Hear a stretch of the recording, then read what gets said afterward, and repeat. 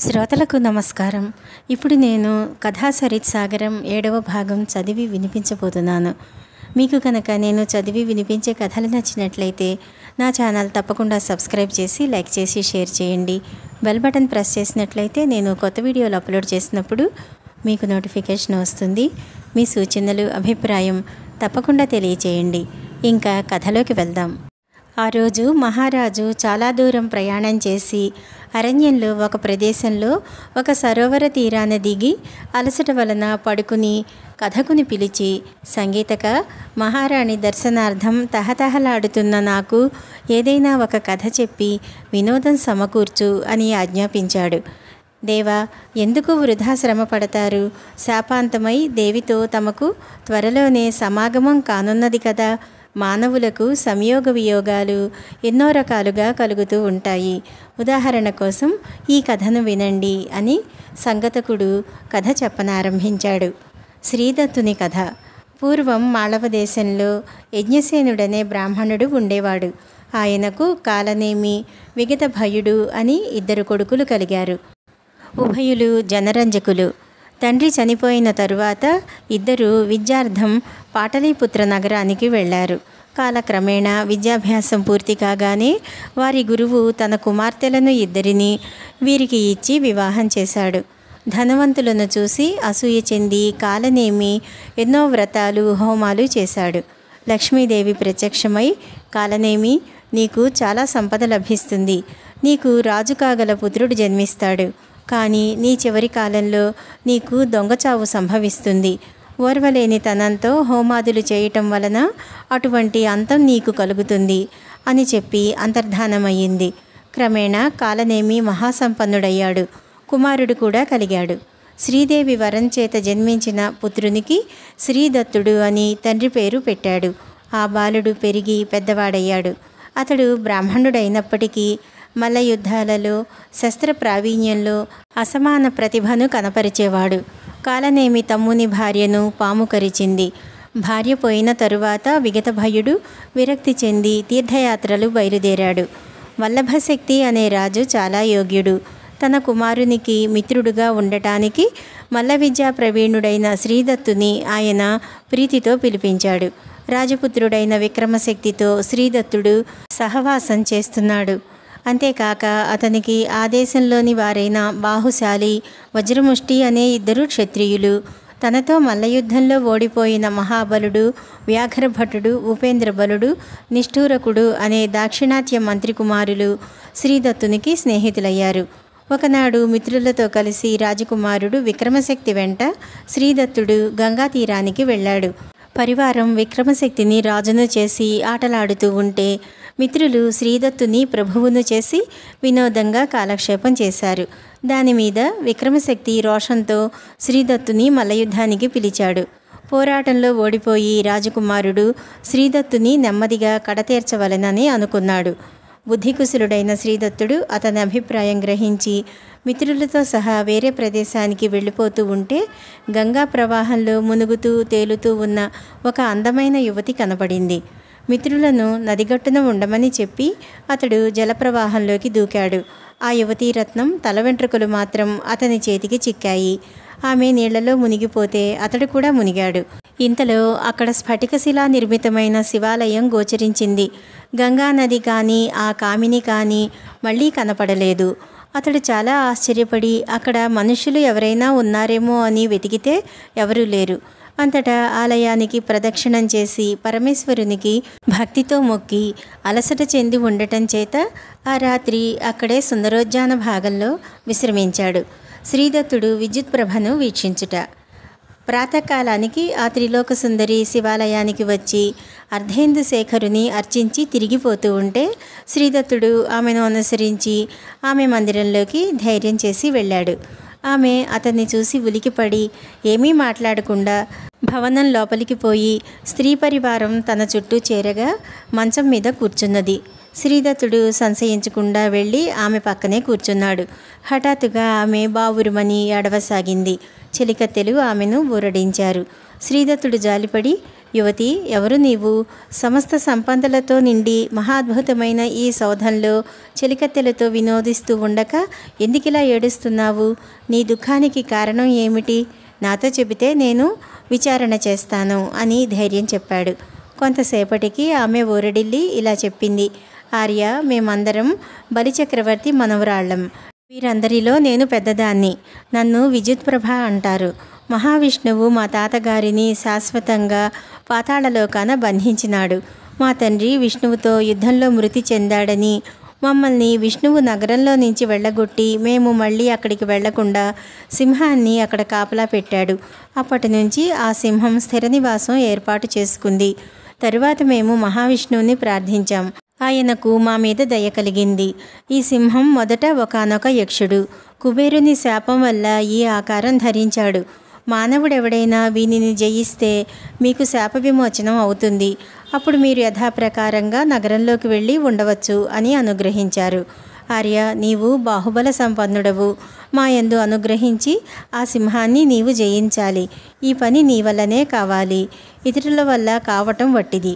ఈ ఉద్దేశంతోనే నిన్ను ఇక్కడికి ఆకర్షించి తీసుకుని వచ్చాను. ఈ సింహాన్ని ఓడిస్తే నీకు మృగాంకం అనే ఖడ్గం లభిస్తుంది. ఆ దివ్య ఖడ్గం ప్రభావం వలన నీకు జయం కలుగుతుంది. నీవు రాజువవుతావు. ఈ మాటలు విని సరేనని అంగీకరించి శ్రీదత్తుడు ఆనాడు అక్కడే గడిపి మరునాడు రాక్షస కన్యలను వెంట పెట్టుకుని ఆ నగరానికి వెళ్ళాడు. సింహం అతన్ని చూసి ఒక గంతులో మీదికి దూకింది. శ్రీదత్తుడు ఏమీ జంకక భుజబలంతో సింహాన్ని పడగొట్టాడు.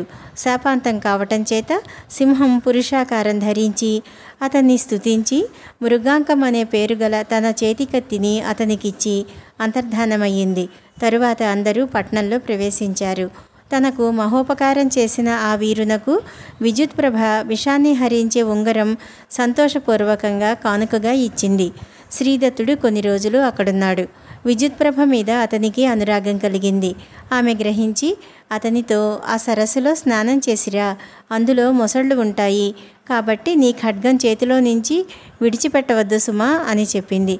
చెప్పిన ప్రకారమే శ్రీదత్తుడు నీటిలో మునిగి లేచేసరికి వెనక తాను గంగానదిలో దిగిన చోటనే ఉన్నాడు. 4 దిక్కులా చూసి ఆశ్చర్యపడి చేతి ఉంగరము కత్తి గమనించి దైత్యకన్యక మోసం చేసిందనుకుని మిత్రులను వెతుకుతూ తన ఇంటికి బయలుదేరాడు.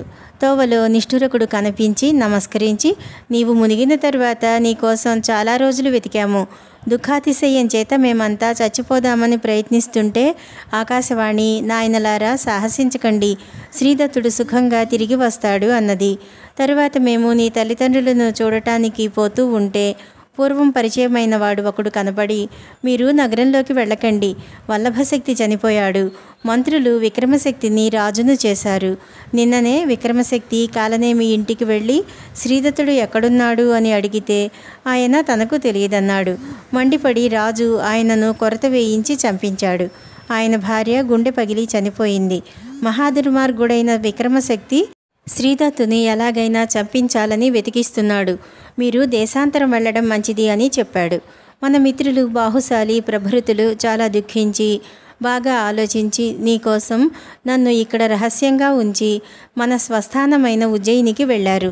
కాబట్టి మనం కూడా అక్కడికే పోదాం. ఇక్కడ ఉంటే అపాయం. విధి ఇలా ఉన్నది. రాక్షసి శాప విమోచనం. నిష్ఠురుకుని వల్ల ఈ సంగతులు విని అతడు తల్లిదండ్రుల దుర్గతికి విచారపడి పగ తీర్చుకోవటానికి మాటిమాటికి కత్తికేసి చూశాడు. కానీ ఇది మంచి తరుణం కాదని ఆగి నిష్ఠూరకునితో కలిసి స్నేహితులను చూడటానికి ఉజ్జయినికి ప్రయాణమైనాడు. తాను గంగానదిలో మునిగినది మొదలు సరస్సులో స్నానం చేసినంత వరకు విశేషాలన్నీ నిష్ఠూరకునికి చెబుతూ వెళుతూ ఉండగా మార్గంలో ఏడుస్తూ ఉన్న స్త్రీ కనపడింది. ఎందుకు ఏడుస్తున్నావు అని అతడు అడిగితే మాళవ దేశానికి వెళుతూ తోవ తప్పిపోయాను అని ఆమె చెప్పింది. దయతలిచి ఆమెను తమ వెంట రమ్మన్నాడు. ఆ స్త్రీ ఎక్కువ దూరం నడవలేదని జాలి చేత ఆ రాత్రి దగ్గరలో ఉన్న ఒక సత్రంలో బస చేశారు. అతనికి ఒక రాత్రి వేళ మెలకువ వచ్చి చూసేటప్పటికీ ఆ స్త్రీ నిష్ఠూరకుని చంపి మాంసం తింటున్నది. అతను ఖడ్గం ధరించి లేచాడు. ఆమె భయంకరమైన రాక్షసి రూపం ధరించింది. అతడు దాని జుట్టు పట్టుకుని తల నరకటానికి కిందకి వంచాడు. వెంటనే ఆమె దివ్యమైన వనితగా మారిపోయి అతనితో ఇలా అన్నది, మహానుభావ, నన్ను చంపవద్దు, విడిచిపెట్టు, నేను రాక్షసిని కాను. కౌశికుని శాపం వల్ల ఇలా అయ్యాను. కుబేర పదవిని కాంక్షించి కౌశికుడు పూర్వం తపస్సు చేస్తూ ఉంటే తపోభంగం చెయ్యవలసినదని కుబేరుడు నన్ను నియమించాడు. చక్కదనం చేత ఆ ఋషిని ప్రలోభ పెట్టలేక సిగ్గుపడ్డాను. పోనీ భయపెట్టి చూద్దామని భీకరాకారం ధరించాను. కౌశికుడు కోపించి, దౌర్భాగ్యురాల, రాక్షసివై మనుషులను భక్షిస్తూ ఉండు అని శాపం పెట్టి నీవు నా సిగపట్టి లాగగానే శాపాంతమవుతుందని అనుగ్రహించాడు. బహుకాలం నుంచి ఇక్కడి వాళ్లను చంపి తిని నగరం నాశనం చేశాను. నీ వల్ల నాకు శాప విమోచనం అయ్యింది. నీవేదైనా వరమడిగితే ఇస్తాను అన్నది. ఈ మాటలకు శ్రీదత్తుడు సంతోషించి, నాకు వేరే వరమెందుకు, ఈ మిత్రుని బతికించు అన్నాడు. ఆమె సరేనని వరమిచ్చి అంతర్ధానమయ్యింది. చెక్కుచెదరని శరీరంతో నిష్ఠురకుడు లేచాడు. శ్రీదత్తుని సంతోషానికి ఆశ్చర్యానికి మేరలేదు. మర్నాడు ఉదయం ఉభయులు బయలుదేరి క్రమంగా ఉజ్జయిని చేరారు. వీరిని చూసి అక్కడి మిత్రులంతా చాలా సంతోషించారు. శ్రీదత్తుడు వారికి తన వృత్తాంతమంతా చెప్పి బాహుశాలి అనే మిత్రుని గృహంలో బస చేశాడు. అతనికి బాహుశాలి జననీ జనకులు సాదరంగా ఉపచర్యలు చేస్తూ ఉండగా స్వగృహంలో ఉన్నట్లు సుఖంగా ఉంటూ ఉన్నాడు. శ్రీదత్తుడు మృగాంకవతిని హరించుట. వసంతోత్సవం ప్రారంభమైంది. ఒకనాడు శ్రీదత్తుడు మిత్రులతో పుష్పోద్యానంలో వేడుక చూడటానికి వెళ్ళాడు. అక్కడ బింబకి అనే రాజు యొక్క కూతురు మృగాంకవతిని చూశాడు. దర్శన మాత్రంలోనే శ్రీదత్తుని వికసిత నేత్రాల వెంట మార్గం చేసుకున్నదా అన్నట్లు మృగాంకవతి అతని హృదయంలోకి ప్రవేశించింది. ప్రథమ ప్రణయాన్ని సూచిస్తూ ఆమె చూపులు దూతికల వలె అతని వైపు రాకపోకలు మొదలుపెట్టాయి. రాజపుత్రి కనపడకుండా వెళ్ళేసరికి శ్రీదత్తునికి దిగ్భ్రమ కలిగింది. బాహుశాలి అతని సంగతి కనిపెట్టి, మిత్రమా, రహస్యమెందుకు, నాకు తెలుసులే, రాజపుత్రికి వెళ్ళిన వైపే వెళ్దాం పద అని ఆమె ఉన్న చోటికి అతనిని తీసుకుని పోయాడు. ఇంతలోనే అయ్యో, రాజకుమారిని పాము కరిచింది అని కేకలు వినపడ్డాయి. బాహుశాలి వెళ్ళి కంచుకుని చూసి, నా మిత్రుని వద్ద విషం హరించే ఉంగరం ఉన్నది, అతనికి మంత్రం కూడా వచ్చును అన్నాడు. తక్షణం కంచుకు వెళ్ళి శ్రీదత్తుని పాదాలకు మొక్కి రాజపుత్రి దగ్గరకు అతనిని తీసుకుని పోయాడు. శ్రీదత్తుడు ఆమె వేలికి అంగుళీయకం తొడిగి మంత్రం జపించాడు. ఆమె బ్రతికి లేచి కూర్చున్నది. అందరూ ఆనందించి అతనిని పొగుడుతూ ఉండగా రాజు బింబకి అక్కడికి వచ్చాడు. తరువాత శ్రీదత్తుడు బాహుశాలి ఇంటికి వెళ్ళాడు. రాజపుత్రిక వేలి నుంచి ఉంగరం తీసుకోలేదు. ప్రభువు పంపిన బహుమానం శ్రీదత్తుడు బాహుశాలి తండ్రికే సమర్పించాడు. నిరంతరం రాజపుత్రికను స్మరిస్తూ శ్రీదత్తుడు పడుతున్న బాధకు స్నేహితులు ఏమీ చెయ్యలేక చింతిస్తున్నారు. రాజకుమారికి సఖి అయిన భావనిక ఉంగరం తిరిగి ఇచ్చివేసే మిషతో శ్రీదత్తుని నివాసానికి వెళ్ళి, సుందరమూర్తి, నా మిత్రురాలు ఎటువంటి అవస్థలో ఉన్నదో తెలుసునా? ఒకసారి ప్రాణమిచ్చిన నీవు భర్తవు కాకపోతే ఆమె ప్రాణాలు ఇంక ముందు నిలవవు అని విన్నవించింది.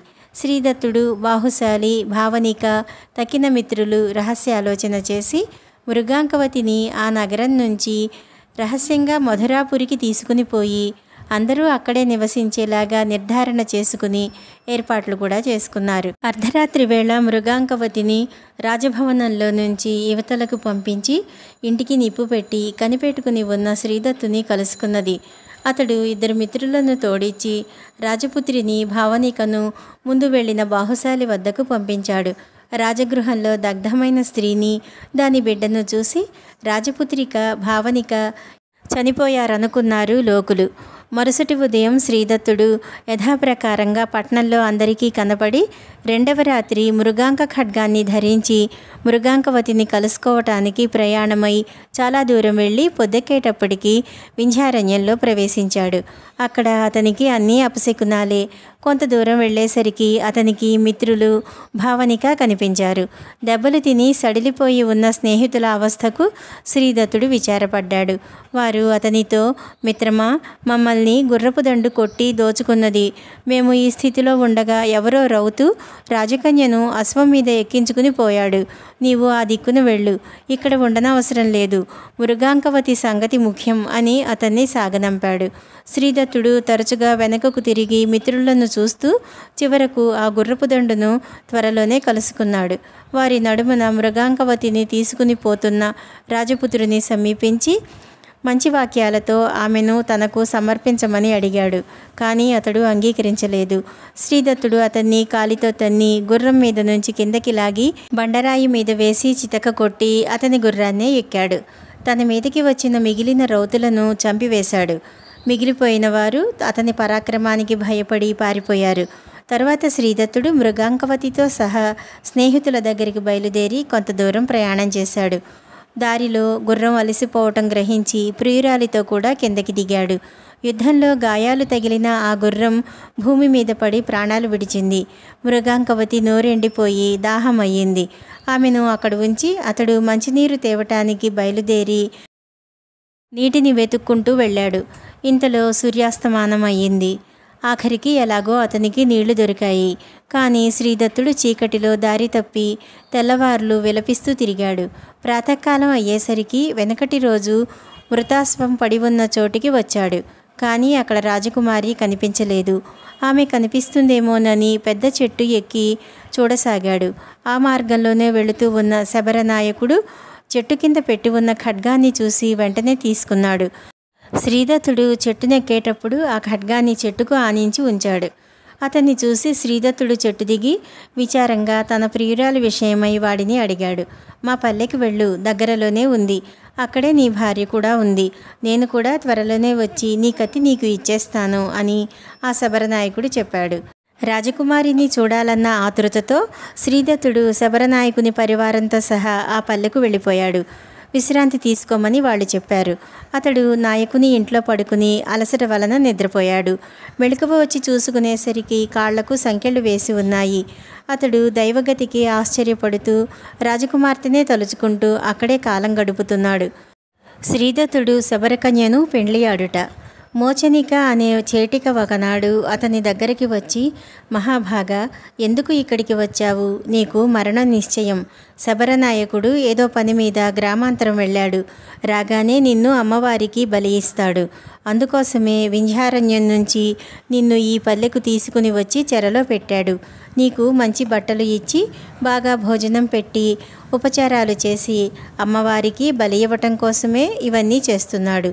నువ్వు తప్పించుకోవాలంటే ఒకటే ఉపాయం. నువ్వు ఒప్పుకుంటే చెబుతాను. నాయకుడికి సుందరి అనే కూతురుంది. ఆమె నిన్ను చూసినప్పటి నుంచి ప్రేమించి నీతో వివాహం కావటం ఎలాగా అని బాధపడుతున్నది. ఆమెను చేపట్టితే నీకు శుభం కలుగుతుంది అని చెప్పింది. శ్రీదత్తుడు అందుకు అంగీకరించి గాంధర్వ విధిని సుందరిని పెండ్లాడాడు. సుందరి ప్రతి రాత్రి వచ్చి అతని సంకెళ్ళు తొలగించి సుఖంగా కాలం గడిపి వెళుతూ ఉంది. త్వరలోనే ఆమె గర్భవతి అయినది. మోచనిక వల్ల ఆ విషయమంతా విన్న సుందరి తల్లి రహస్యంగా శ్రీదత్తుని దగ్గరకు వెళ్ళి అల్లుడి మీద ప్రేమతో, నాయనా, సుందరి తండ్రి మహాకోపి. శ్రీచంద్రుడు అనే పేరు ఊరికే పెట్టినది కాదు. నీవు ఇక్కడి నుండి వెళ్ళిపో, దొరికితే క్షమించడు. మా సుందరిని మాత్రం మరిచిపోకు అని వేడుకుని సంకెళ్ళు తీసివేసింది. మృగాంకవతి సమాగమం. ఆమె తండ్రి తెచ్చిన ఖడ్గం తనదని శ్రీదత్తుడు సుందరితో చెప్పి బయలుదేరి మృగాంకవతిని వెతకటానికి వింధ్యాటవిలో వెనుకటి ప్రదేశానికే వెళ్ళాడు. ఆ ప్రాంతంలో అతడికి ఒక బోయవాడు కనపడ్డాడు. వాడిని మృగాంకవతిని గూర్చి అడిగాడు. నీవు శ్రీదత్తుడివా అన్నాడు బోయవాడు. అవును, ఆ నిర్భాగ్యుడను నేనే అని శ్రీదత్తుడు నిట్టూర్పు విడిచాడు. అతనితో బోయవాడు, అయ్యా, నీ ప్రియురాలు నీకోసం అన్ని దిక్కులు వెతుకుతూ ఏడుస్తూ ఉంటే నేను చూసి జాలిపడి మా పల్లెకు ఆమెను తీసుకుపోయాను. అక్కడ వాళ్ల వలన ఆమెకు భయం కలిగింది. ఆమె దిగులు పడుతూ ఉంటే మధురాపురి దగ్గర నాగస్థలం అనే గ్రామంలో విశ్వదత్తుడనే ముసలి బ్రాహ్మణుడి ఇంట గౌరవంగా ఆమెను ఇల్లడ పెట్టాను. ఆమె వల్ల నీ పేరు తెలుసుకుని నీకోసం ఇక్కడికి వచ్చాను. నీవు శీఘ్రంగా నాగస్థలానికి వెళ్ళు, ఆమెను అక్కడ చూస్తావు అని చెప్పాడు. తక్షణమే శ్రీదత్తుడు బయలుదేరి ఆ రాత్రికే నాగస్థలం చేరుకున్నాడు. అక్కడ వెతుకుతూ విశ్వదత్తుని ఇంటికి వెళ్ళి, ఆర్య, బోయవాడు మీ వద్ద ఉంచిన నా భార్యను నాకివ్వండి అని వేడుకున్నాడు. బ్రాహ్మణుడు అతనితో, ఆర్య, మధురాపురిలో నా మిత్రుడు చాలా యోగ్యుడు అయిన విప్రుడున్నాడు. ఆయన సూరసేన మహారాజుకు ఉపాధ్యాయుడు, అమాత్యుడును. నీ కాంతను ఆయనకు అప్పగించాను. ఇది కుగ్రామం. ఆమెను సంరక్షించటం చాలా కష్టమని ఇలా చేశాను. నీవు ఈరోజు ఇక్కడ విశ్రాంతి తీసుకుని రేపు ఆమె దగ్గరకు వెళ్ళు అని చెప్పాడు. శ్రీదత్తుడు ఆ రాత్రి అక్కడే విశ్రమించి మర్నాడు పొద్దునే బయలుదేరి మధురాపురి చేరుకున్నాడు. గ్రామానికి సమీపంలో ఒక దిగుడు బావి కనపడింది. ఒంటిమీది ధూళి ప్రయాణపు బడలిక పోవటానికి అందులోకి దిగి స్నానం చేశాడు. అక్కడ చక్కని వస్త్రం ఒకటి పడి ఉన్నది. దాన్ని తీసుకుని ప్రియకాంతను దర్శించవలనే తహతహతో పట్నంలో ప్రవేశించాడు. రాజపురుషులు ఆ వస్త్రాన్ని గుర్తుపట్టి కొంగున ముడిచి ఉన్న హారాన్ని కూడా గుర్తించి దొంగ అని శ్రీదత్తుణ్ణి కొత్తవాళ్ళ సన్నిధికి తీసుకుని పోయారు. ఎవరో దొంగలు హారాన్ని ఆ వస్త్రం చెంగులో కట్టిపెట్టినట్లు అతనికి తెలియదు. కొత్తవాళ్ళు శ్రీదత్తుని నేరాన్ని ప్రభువుకు విన్నవించాడు. రాజు అతనికి ఉరిశిక్ష విధించాడు.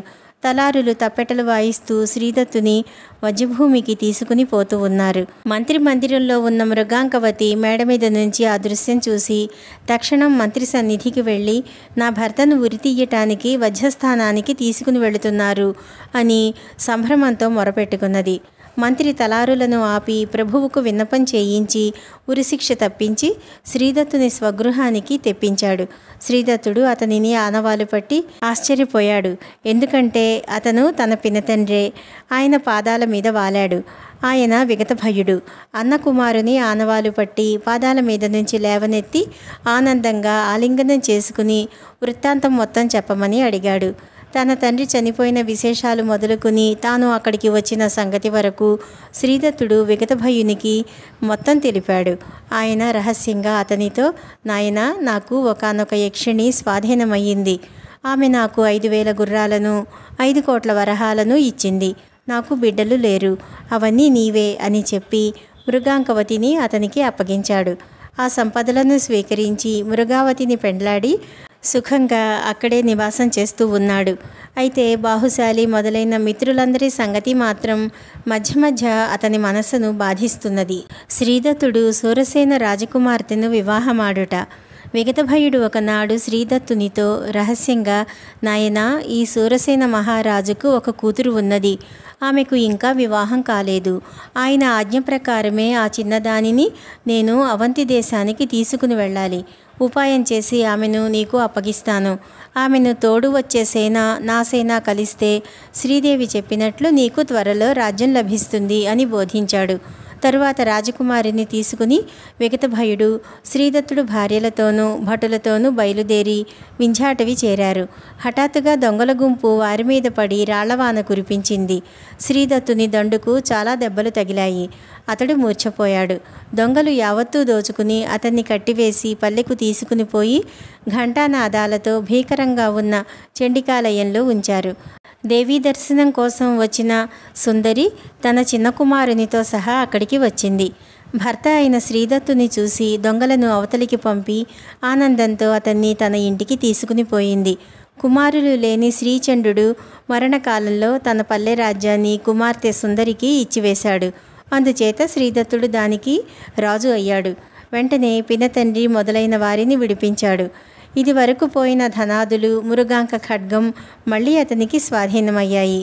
సూరసేన ప్రభువు పుత్రికను అక్కడే వివాహమాడి రాజ్యం చేయటం ప్రారంభించాడు. అనంతరం శ్రీదత్తుడు బింబకి మహారాజుకు, సూరసేన మహారాజుకు దూతల ద్వారా వర్తమానం పంపాడు. వారు చాలా సంతోషించి పుత్రికల మీది అనురాగం చేత సైన్య సమేతంగా అక్కడికి వచ్చారు.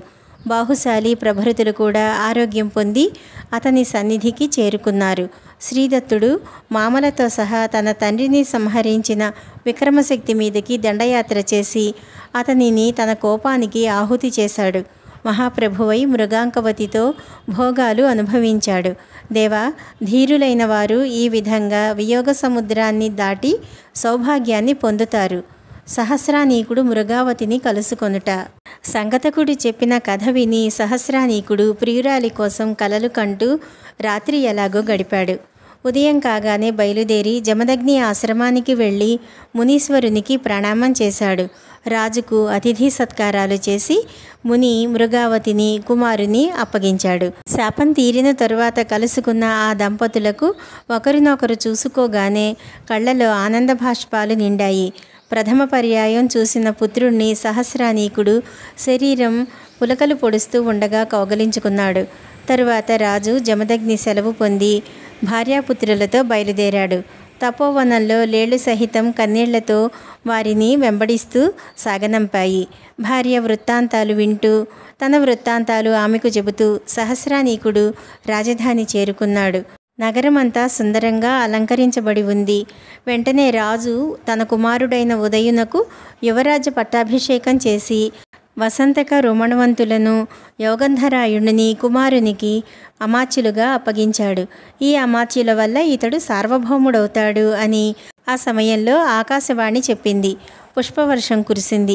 కుమారుణ్ణి యువరాజును చేసి మహారాజు రాజ్యభారం తగ్గించుకుని మృగావతితో శాంతంగా కాలక్షేపం చేస్తున్నాడు. ఇలా కొంతకాలం గడిచింది. మహారాజుకు వార్ధక్యం వచ్చింది. ఉదయుని మహారాజును చేసి సహస్రానీకుడు భార్యతోనూ మంత్రులతోనూ హిమవత్ పర్వతానికి బయలుదేరిపోయాడు. కౌశాంబీ నగరం రాజధానిగా ఉదయనుడు వత్సదేశాన్ని పరిపాలిస్తున్నాడు. కథా సరిత్సాగరం 7వ భాగం ఇంతటితో సమాప్తం.